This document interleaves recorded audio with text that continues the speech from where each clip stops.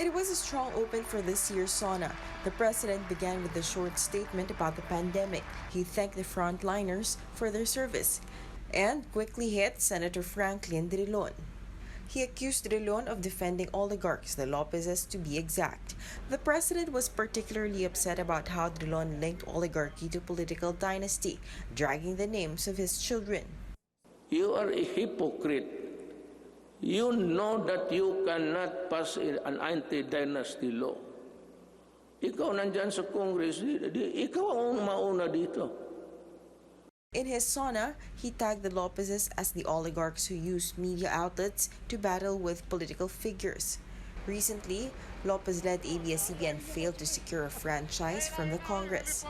President Duterte also says oligarchs control water and power, so he slams Drilon for protecting them. Bulk of the president's speech was about how COVID-19 affected the country and the government programs. The president spent time enumerating the efforts the government took to respond to this crisis, and of course, the plans to bounce back.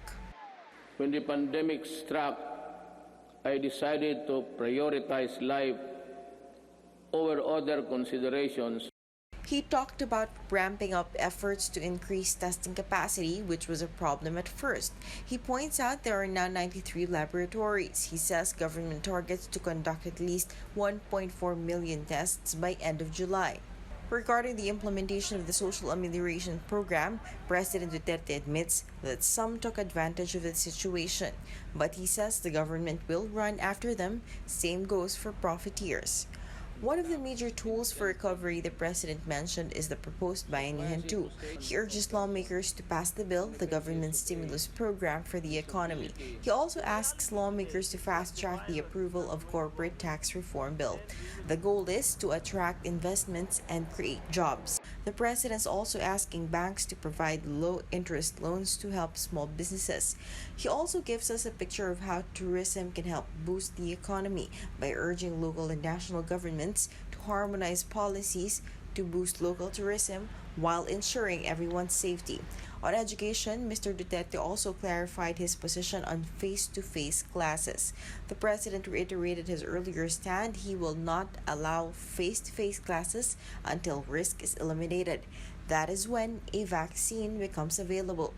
And Mr. Duterte's commitment for his remaining 2 years of his term.